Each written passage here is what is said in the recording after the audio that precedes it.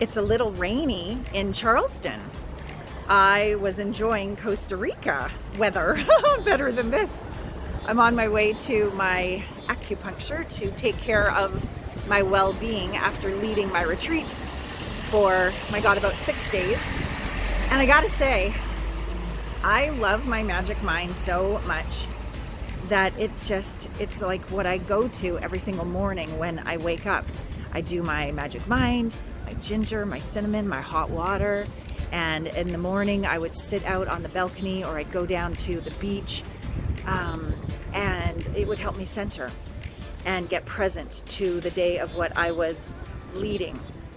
And it was like, it gave me this like calm energy to focus and be my best self. I will admit, I then really enjoyed some great Costa Rica coffee because it was just so good. But I gotta say, the coffee gives me a bit of the jitters, and the magic mind never does. So, and then it turns out, as we were gathering for breakfast in the morning, some of my clients, I didn't know this, but they have also signed up for Magic Mind, and they also say that it makes them feel so good. So that was kind of cool. And what I also loved about this way of being connected and in the flow and in this kind of energy is the way it allows us to intimately connect. When we have like the jitters or when we're tired, we can't be present with another. We can't open our heart with confidence and grace. We can sometimes be in our head and be like 3 steps ahead, trying to like do it right, look good, all that stuff.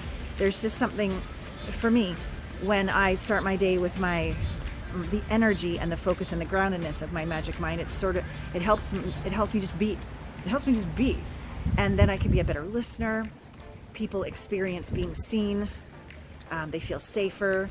And this other client that has also started to use Magic Mind, she's in her mid-70s, and she zip lines, she goes on the catamaran, she goes swimming, she just has all this energy.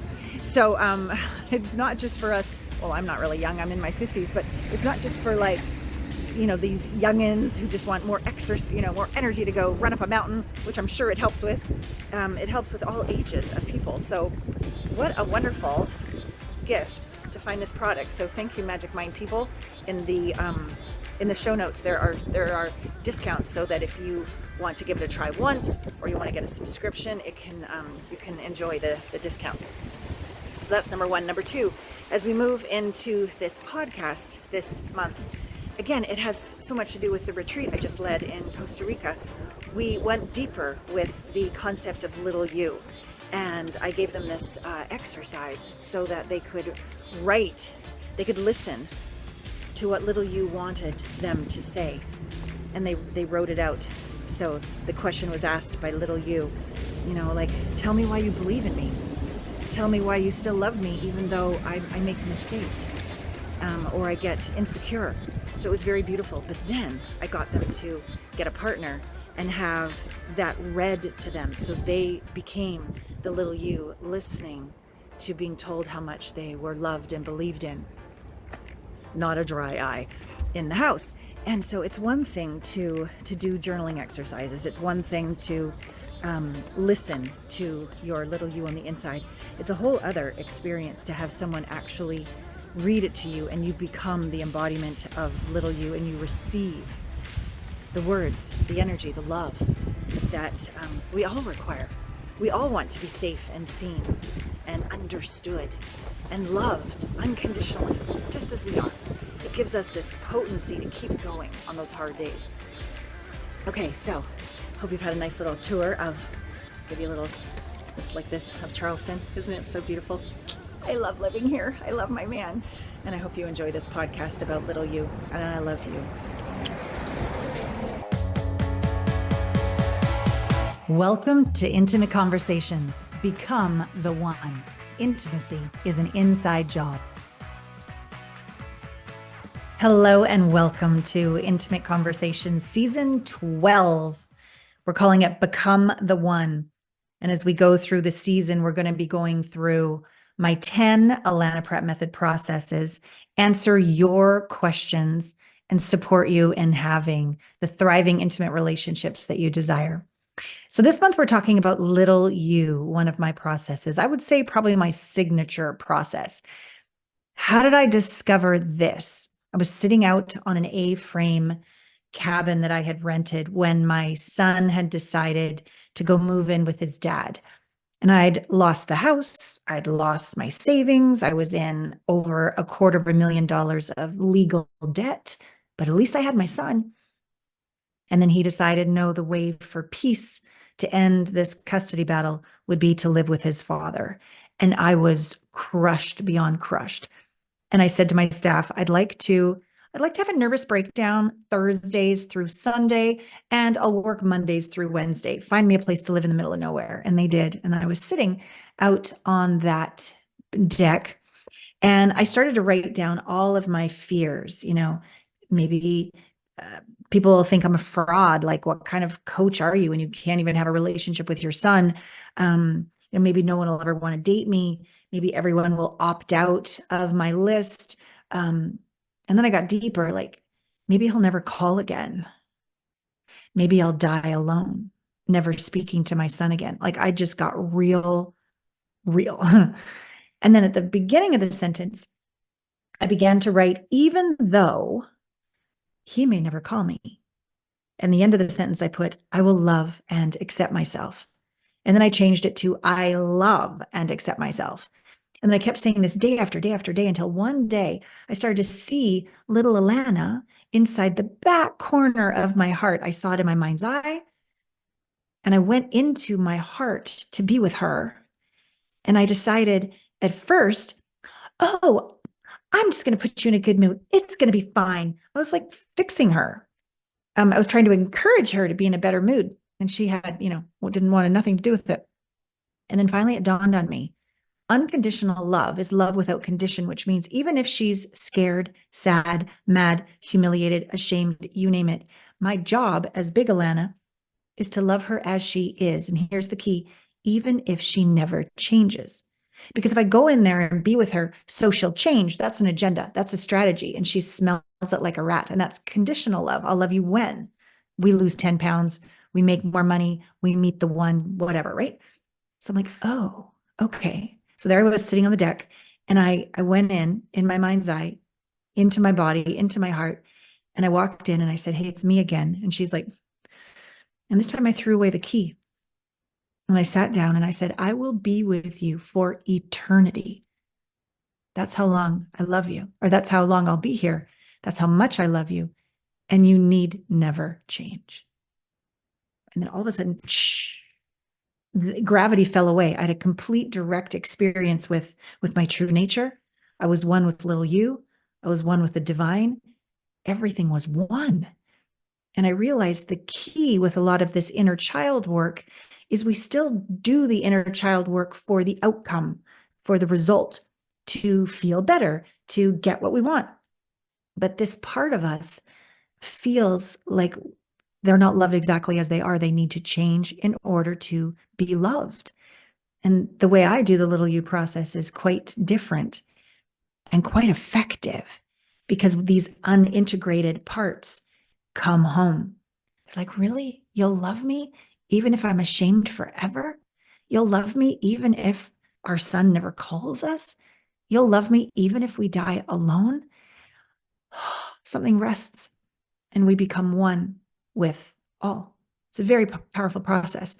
You'll have an opportunity to be with me through this process. We're going to be doing a course called Become the One Mastery, which will take you through 5 of the 10 processes. And then the second course will be Find the One, or Awaken the One You're With, later in the fall. And that will have the other 5 Allana Pratt method processes. So that's the gist of the little you process. So let's get now down to your questions regarding little you that my wonderful social media team has gathered for me. Allana, in what ways can unmet childhood needs and expectations influence an individual's intimate relationships and their connection with little you? Well, you heard my story first. Another client, I wrote down at least 7 examples here, but I don't think I'll get to all of them. But one woman was born into a culture where her brothers were more valued than she was. Just instantly coming out of the womb, she was less than. So she was always striving to get their attention, to get their love, to accomplish enough. And she always failed.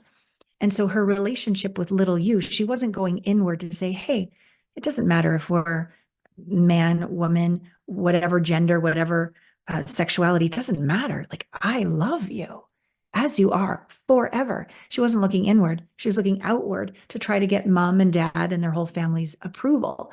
So she didn't have this deep, solid home inside of herself. She was always working hard, trying to get approval, trying to be more money, more accolades, more rewards, etc. Everything from the outside in. I wonder if that resonates with you at all.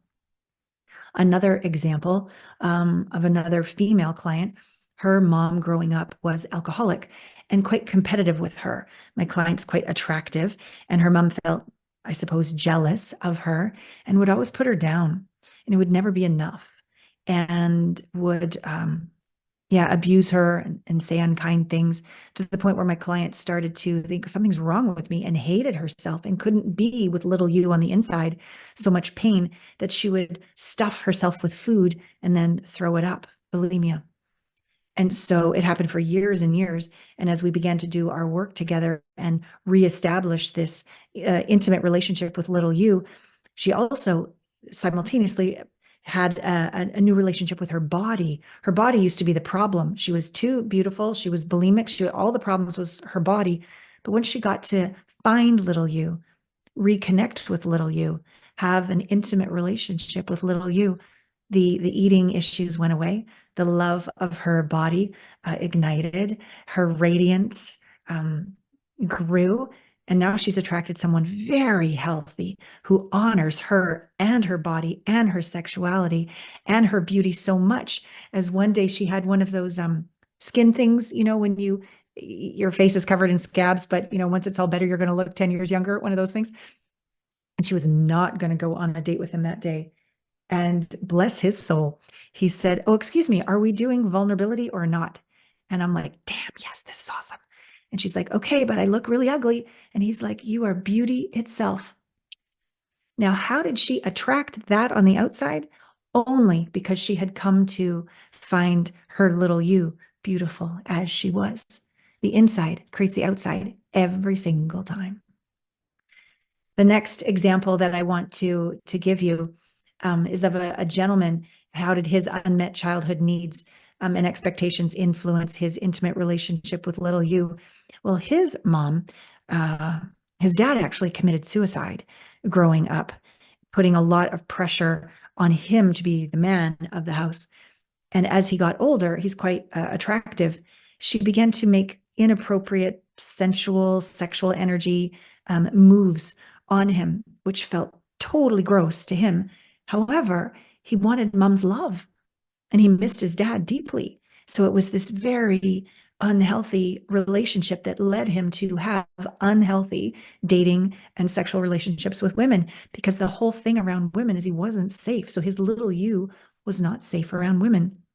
So we did tremendous deep work integrating these wounds and reconnecting him with little you on the inside. And I'm pleased to say that we cleared a pretty friggin' huge demon out of him, out of the left side, the feminine side of his body, and then his own inner little you, his own inner muse, his own inner creative feminine nature began to arise.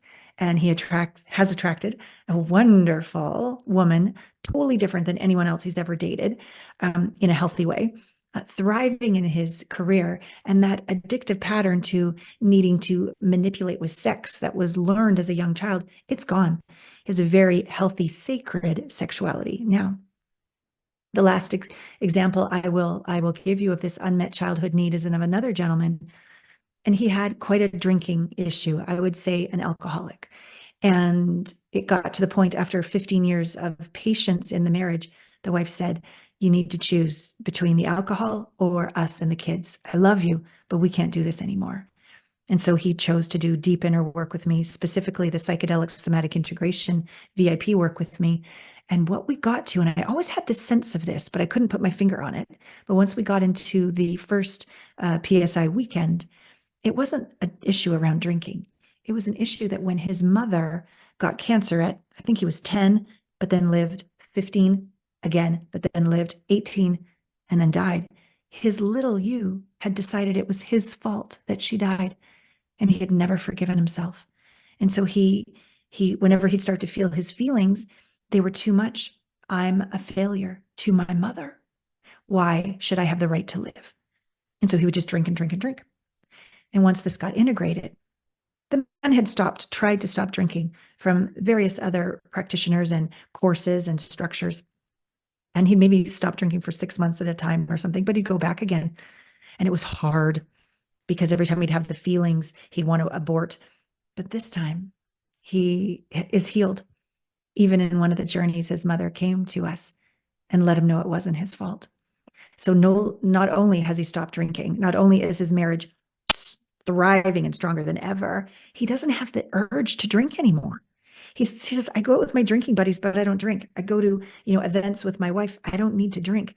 We were just in Costa Rica at our most recent intimacy retreat, and he renewed his vows with his beloved. And he didn't even have a desire to drink because he no longer had to avoid his feelings because he was one with little you inside of his heart. Excuse me one sec. This is how powerful it is to reestablish your relationship with little you. And it always stems back to when we're a child, or even back further to past lives. And all of it's capable of being integrated. Moving on to your next question.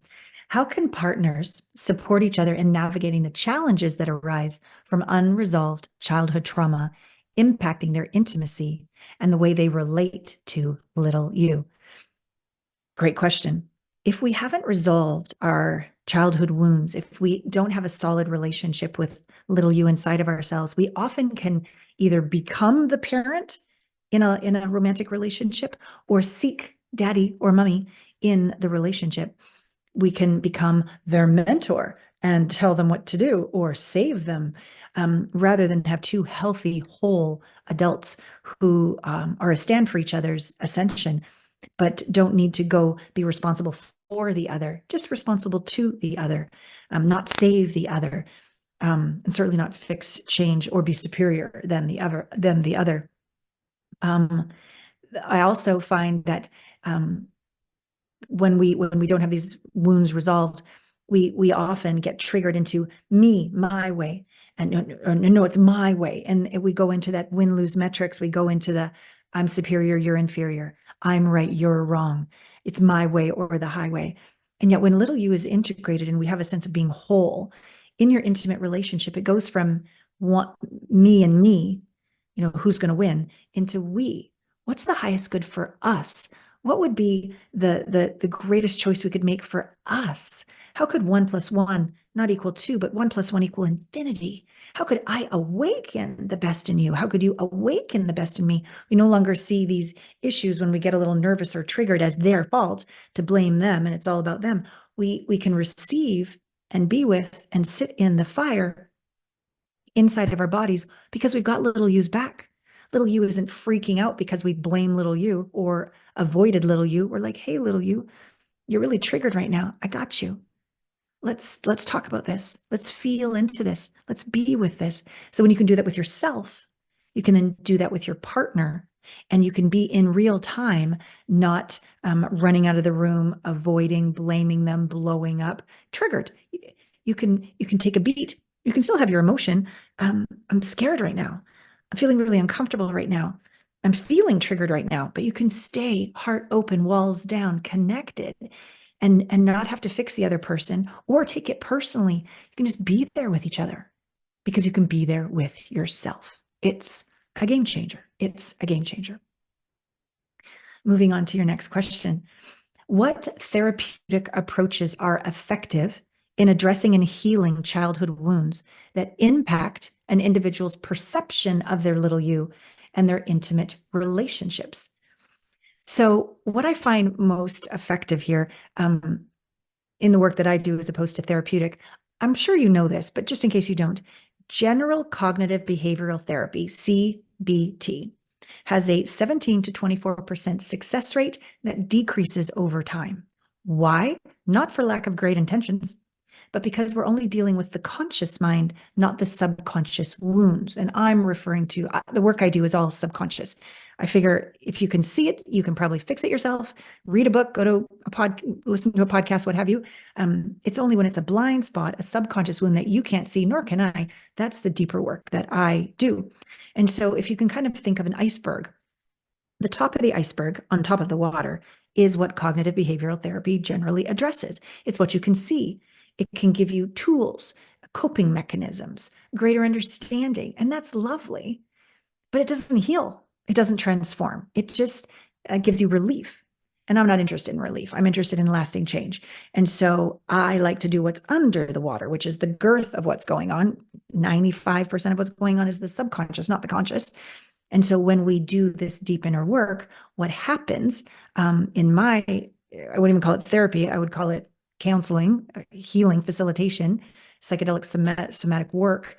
We go into the body and we get so much greater results.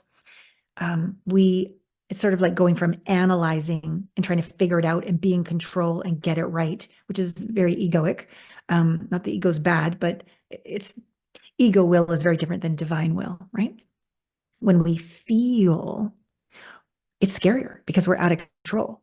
We have suppressed a feeling for decades sometimes, and it feels like it's going to just annihilate us. So it takes somebody of my capacity to hold space, to facilitate, to be the banks of your river, so that you can surrender and feel the unfeelable until it's on the other side.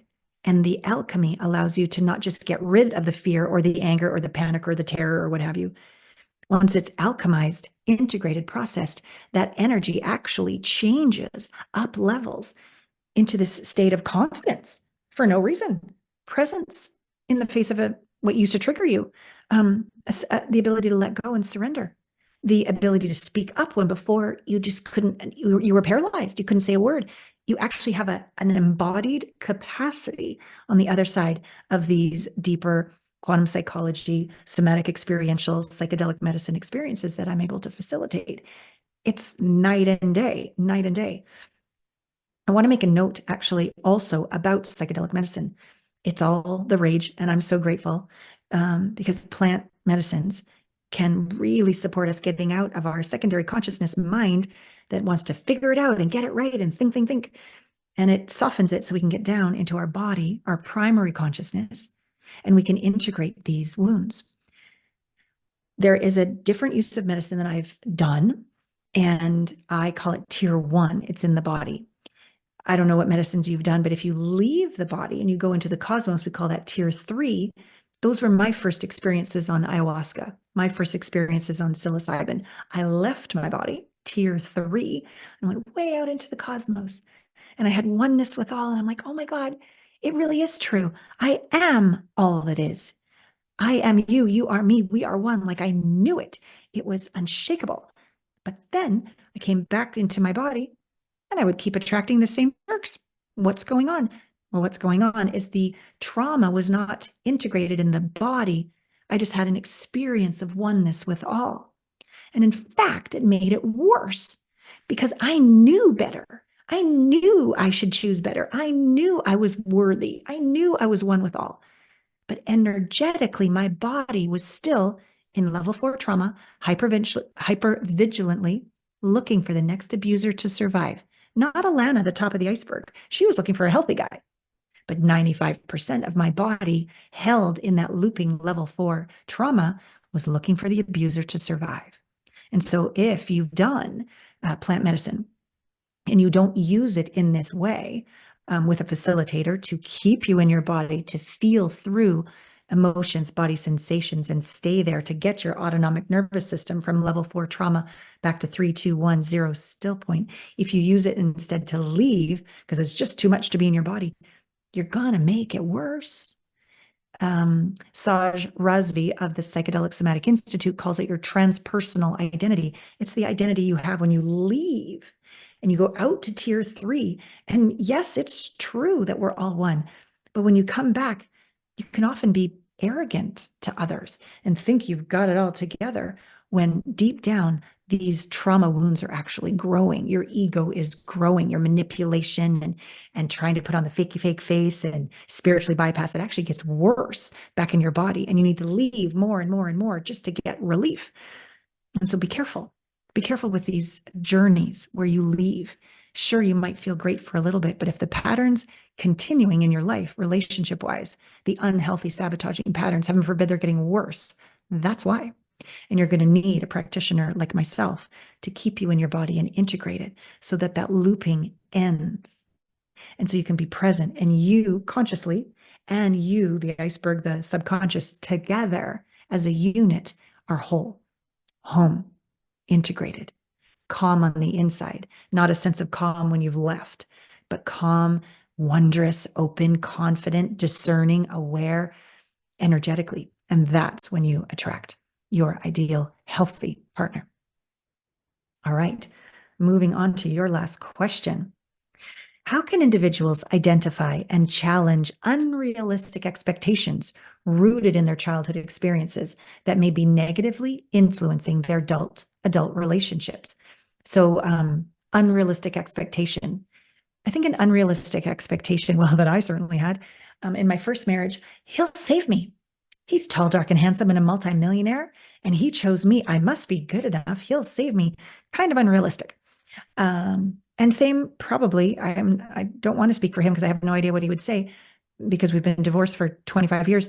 But I imagine on some level, he's like, well, she's a hot young dancer model. I'll look good. I made it. I'm enough. It's sort of like the arm candy thing. And maybe his sense of worth only felt he was worth his bank account. Maybe he didn't believe he was worth his heart, his soul, his purpose. Maybe he only thought he was worth the house he could buy me or the ring on my finger. So those were some unrealistic expectations of relationship that we both failed at. We both did our best. We both went to therapy and courses and the rest of it.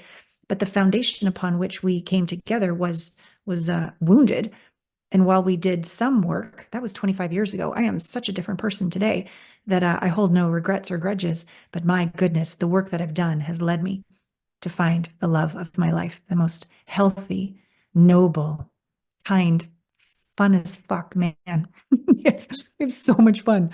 And that's because of all the deep inner work that I've done to resolve these unrealistic expectations, but also these trauma wounds within my body. Some other unrealistic expectations. People often say, oh, it's as good as it gets. It's as good as it gets. I'll settle. It's fine. It's better than being alone. Bullshit. It's never as good as it gets. It can always get better. I'm 54, finally found the love of my life. And so be honest with yourself. If you are in a relationship that is not fulfilling, that is not a contribution to you, and you're staying out of fear of being on your own, that's your issue. It's time for you to learn how to be at peace and whole when you're alone and not use another who you really don't want to be with just because you're too scared to be by yourself. I remember meeting Florence Henderson at an event. And at the time, I don't remember who I was with because I had a camera crew with me. So I'm like, oh my God, this is Florence Henderson. We have to talk to her. And I said, it was for a women's conference. What's the most important advice you could give women? And she said, you must learn to love living alone. And I was like, bingo, exactly. If we can't do that and love it, we're never going to get to a place where we can choose bravely and courageously when we're in a relationship that is not moving forward. It's not aligning. Our values are not aligning. They said one thing, now they're saying another thing. We never saw that drinking habit of which they're unwilling to do anything about, had no idea they would cheat on us, whatever it is. If you can't resolve it and they're not willing to do the work and it's time to move on, an unrealistic expectation or belief is that this is as good as it gets. No way. If you evolve, you're a vibration. You are light itself vibrating. If you ascend, so does the world of possibility ascend. And the world is a figure 8 loop. The universe is listening. It listens like 1,000,000 times a second. Isn't that crazy? To your vibration, not your words, not your vision board, but the energy of your vision board, the energy of your words. It's a frequency and it goes out. So if this is as good as it gets, the universe says, oh, that's too bad, and so it is. But if you're like, oh, hell no, I'm having more, because I deserve more. And I bless you and release you. And thank you for the gifts that you taught me. And I'm moving on, and I'm willing to sit in the fire and be at home with myself and the divine and open to an epic relationship. And I feel the feelings of having that with someone who's also done the work. That's all a frequency. And you put that out to the universe, and the universe also says, and so it is, and brings you your partner. Yeah, you got to show up, but it doesn't have to be hard. It just has to be consistent, and you got to keep doing the work. Another unrealistic expectation, I would say, would be like, it's all the other person's fault. It's never all the other person's fault. We can only vibrationally attract our match. So as fun as it is to blame them for everything else, we are equally at cause. We need to equally take ownership. It might be a different issue, a complementary issue, but it's always both people's responsibility to take ownership of why the relationship isn't working. One of the things actually my boyfriend has been so lovely about to honor me, he's like, you never take sides when you work with a couple. And I'm like, to me, that's self-evident, because it's never one person's fault. It's two people coming together, being each other's master spiritual teachers to piss each other off, so that you can shine a light on a blind spot and go, oh, thank you for being my master spiritual teacher to show me where I have an unresolved wound that I need to take ownership for and grow. And then that's phase one. Phase two is grow and do the work. And then when you're through, when I work with couples, I don't just do couple session. I do private couples, private couples. Why? Because as fun as it is to blame the other person, they are just the catalyst for your own shit, for your own work. And when you do your own work, then you come back to the couple session and you're like, oh, I'm so sorry. I was such a jerk or such a bitch. I was blaming you for everything. It had everything to do with my unresolved wounds that you were triggering, granted, but I'm sorry. Please forgive me. How can I make up for the damage done? We can get so much work done so fast. Sometimes, certainly not all the time, but occasionally, only one of the couples is willing to grow and willing to take ownership. They are just not willing to sit in the fire and forgive themselves and take ownership and spiritually evolve, and the relationship completes. But because at least one of the two people has evolved, one of the two people will not get triggered or blame anymore, and it's a lot easier to consciously uncouple. And sometimes, even more rare, but sometimes, both grow and evolve, and they realize, oh, we came together to grow and evolve, but we don't have a phase two. And so maybe they have children and they decide to be amazing co-parents. Maybe they don't have children and they go on to have other relationships and other families, but it doesn't have to end in carnage and the 12-year custody battle that I went through. It doesn't have to be like that when we do this inner work, which I didn't do back then. I was much more about defending and justifying and trying to look good. And I was in terror to lose my child. I didn't have an Allana for Allana back then. I did my best, and I forgive myself, and I learned a lot, and it's made me quite humble, and I would say relatable to people who are stuck in the drama, so we can get them out of that into their bodies, into self-ownership, into healing, and into a completely new possibility for their life. Yes, this last part that I wanted to say about unrealistic expectations, I just talked about the ownership part and no more blaming each other.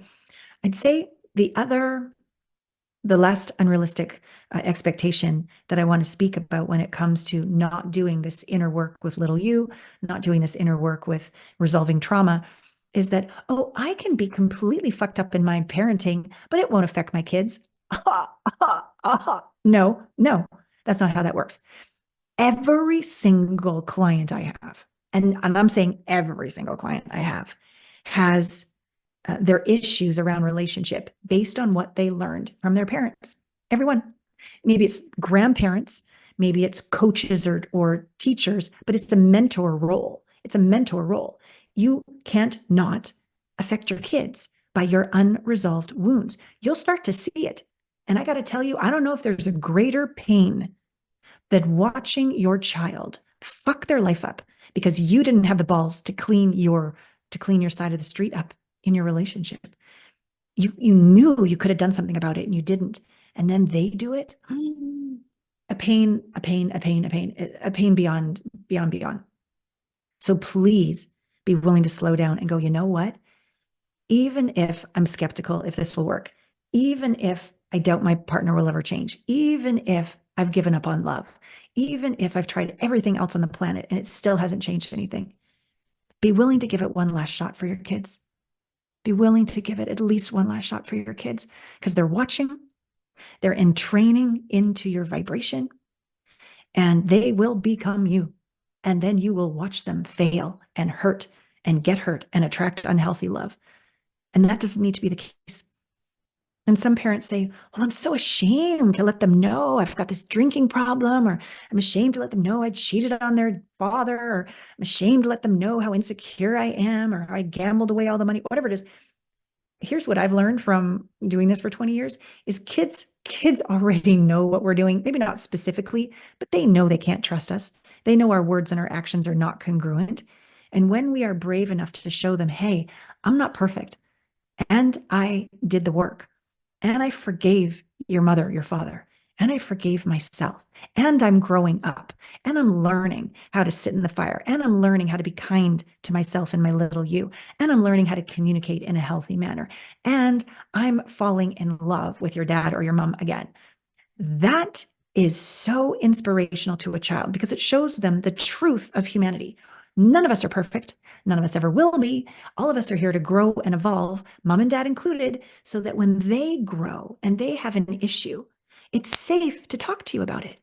Because if you don't share with them that you're a hot mess and you're learning how to be a master, whatever you are, if you don't share with them that you get scared sometimes too, that you make mistakes, that you fall down, and here's how I forgave myself, got back up, and learned and grew. If you don't share that with them, they think there's something wrong with them, that they're human. There's nothing wrong with us having emotions. But if you can't share that in a healthy way with them, they're not going to talk to you. Heaven forbid they go talk to someone else who's going to give them really shitty advice, use them and abuse them, or they turn to drugs or alcohol or what have you.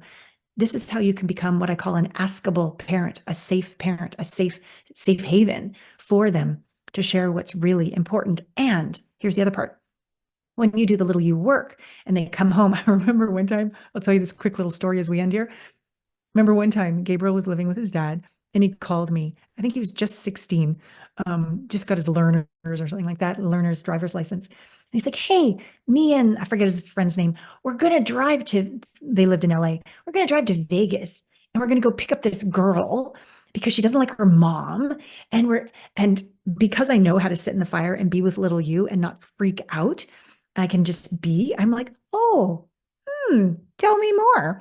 And so I guided him with questions all the way through to the end of the conversation where he discovered if he got, sped or got a ticket, he would lose his license. And that's actually perhaps even considered kidnapping. And you're all underage. Like we just sort of got to all the illegal choices he was about to make. But I didn't once tell him, what are you, an idiot? How could you do? What did I never reacted? I asked questions. And by the end of it, he's like, oh, mom, thanks so much. Whenever I call you, you always talk sense into me. You're right. I'm not going to drive to Vegas. I'll just do like a FaceTime with her or something. And love you, mom. Bye.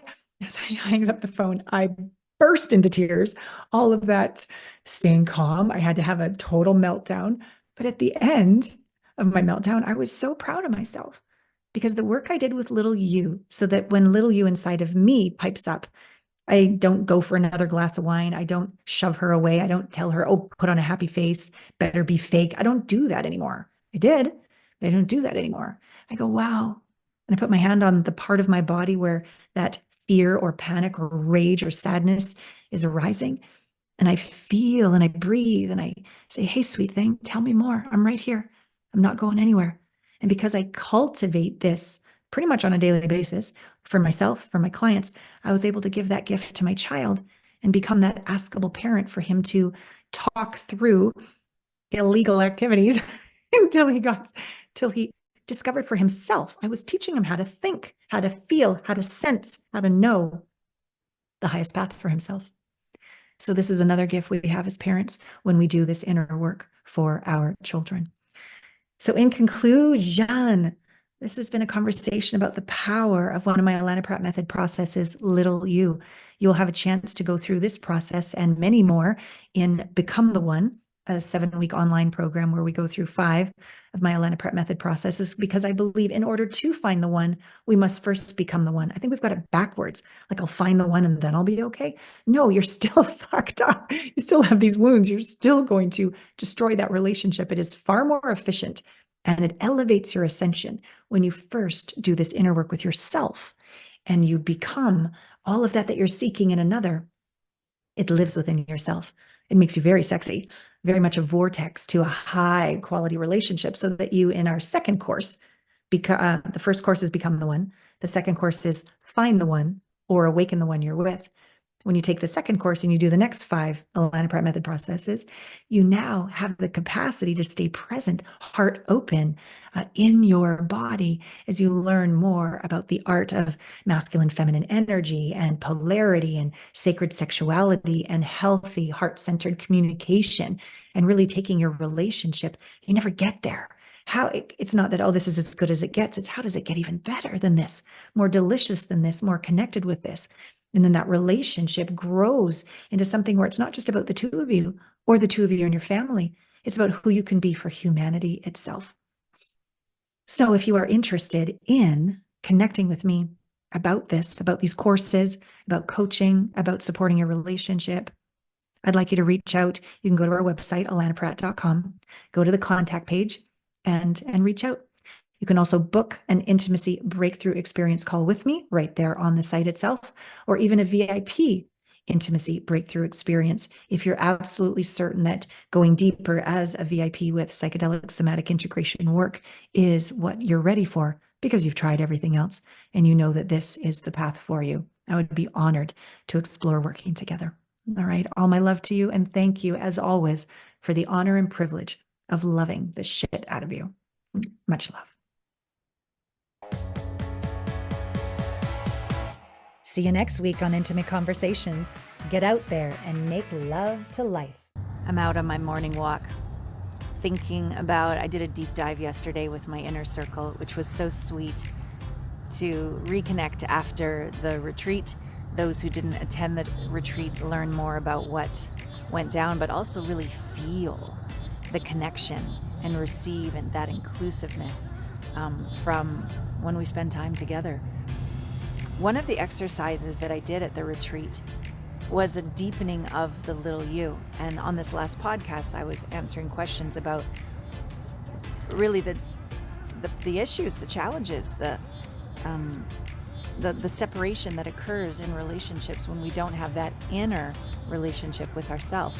We seek the other one. It's like the other one's job to make us happy. It's the other one's job to make us feel seen and safe. It's the other one's job to make us, feel worthy. No, it's not. It's nice if they concur, but it's not their job. And when we make being our own best friend our priority, when we make loving little you inside of us, whether we're sad or scared or mad or happy, triumphant, glorious, it doesn't matter. We're just one big yes to little you, either with compassion if we're not feeling well, or celebration and appreciation if we are. If that relationship inside isn't solid, it's like we can't go to the next level of intimacy with our partner because we don't have that level of intimacy with ourselves. And so it was just another confirmation from my inner circle, mostly my inner circle, who came to the retreat, of how important that little you exercise was. You can never say, oh, you're too compassionate. When has anybody ever said that? Because they don't. Because it's something we can never give too much compassion to ourselves or another. We can never be too understanding to another. Isn't that the greatest yearning we have? Don't you see me? Don't you get me? Don't you understand me? Don't you have compassion for what I'm going through? And it's until we get that hit of oh, I'm seen, oh, I'm understood, oh, you get me, something inside doesn't rest, and we just keep looking and looking and looking. Well, we don't have to look if we just give it to ourselves. We just give it to ourselves and we come to rest inside. And then we are the embodiment of compassion. We don't need to seek it. We are it. We don't need to seek understanding because we understand ourselves. We're home with ourselves. We're whole with ourselves. And then that's a vibration. That means we literally start to attract people that are whole and repel people that aren't. We start to attract people that are compassionate, and we repel people who aren't, because they just can't exist in our field. They just can't exist in our field. So this deep work that I'm so blessed to do myself with my coaches, and I do with my clients, and I get to do privately, in group, in VIPs, with psychedelic somatic integration work, and at these glorious retreats. This is my life. I woke up this morning with my boyfriend Scott, and I said, there's so much gratitude that I think I'm just going to explode. This is the life we can create. I'm so friggin' appreciative. So if this conversation speaks to you, I invite you to learn more. Go to my site, allanapratt.com. It's completely revamped. It's beautiful. We have so many resources for you. There's a complimentary intimacy training. It's called The Top 5 Mistakes That Destroy a Conscious Relationship, and I teach you how to turn that around. There's a Become the One intro 3-video program, quite in depth. We dive right in. You'll love it. It's very inexpensive. It's a great way to dip your toe into the work that we do. And if you love it, get on the waiting list, because we're doing Become the One Mastery coming up in April. It'll be a live 7-week course with me, so I'll be able to coach you live. Next year, it'll be the recordings, and I'll still be there to answer Q&A questions, but I won't be there live with you every step of the way. So I encourage you to sign up this first round, so we can be together deeply. And yeah, there's a comment form as well, as with most websites. So if you've got a question, let me know. I'm here, and I love you, and thank you for being on this journey with me. And do something to listen to little you today. Put your hand on your heart, your belly, your throat, your head, wherever little you is screaming at you. And what does he or she need? Slow down and provide it for yourself. Honor, love, respect, cherish, treasure yourself a little more today. And from fullness, open your heart and gallivant in the world and give your gifts to humanity. I love you.